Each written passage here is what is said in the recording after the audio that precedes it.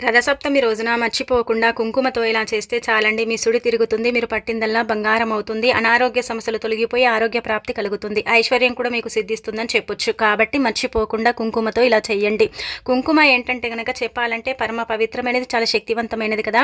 మనం కుంకుమతో కొన్ని పరిహారాలు కూడా చేస్తూ ఉంటాం కదండి. అయితే ఈ రథసప్తమి రోజున మీరేంటంటే గుర్తుపెట్టుకోండి, చక్కగా స్నాన కార్యక్రమాలు చేసుకొని మనము అంటే ఇలా నీటిని ఆర్గ్యం ఇస్తాం కదా. ఆర్గ్యం ఇచ్చేటప్పుడు ఏంటంటే గనక ఈ చిన్న పరిహారం చేసేసుకోండి, మంచి ఫలితాలు వస్తాయి.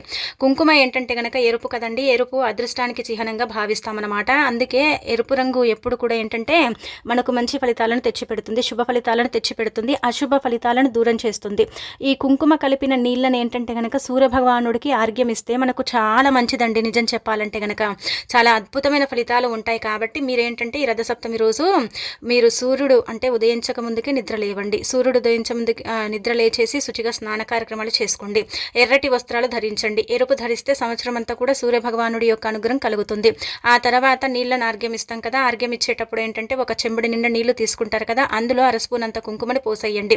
అలా పోసేసిన తర్వాత ఏంటంటే గనక ఆ నీళ్లను మనము సూర్య భగవానుడికి సమర్పించాలన్నమాట. అలా ఆర్గ్యం ఇచ్చేటప్పుడు ఏంటంటే గనక ఓం సూర్యాయ నమః లేదంటే ఓం భాస్కరాయ నమః అనుకుంటూ మనం గనక ఈ నీళ్లను ఆర్గ్యం ఇస్తే మనకు మంచి ఫలితాలు ఉంటాయండి.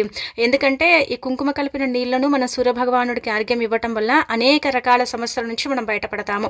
అన్ని విధాలుగా కూడా మనకు బాగా కలిసి వచ్చే అవకాశం కూడా ఉంటుందని శాస్త్రాల్లో చెప్పబడుతుంది. కాబట్టి ఖచ్చితంగా ఈ రోజు మీరు మర్చిపోకుండా ఏంటంటే నీళ్ళల్లో కుంకుమని కలిపి ఆర్గ్యం ఇచ్చేసి మీ మనసులో కోరిక ఏదైనా కోరుకోండి. మీ సమస్య ఏది చెప్పుకున్నా కానీ పోతుంది, మీకు మంచి కూడా చేకూరుతుందన్నమాట.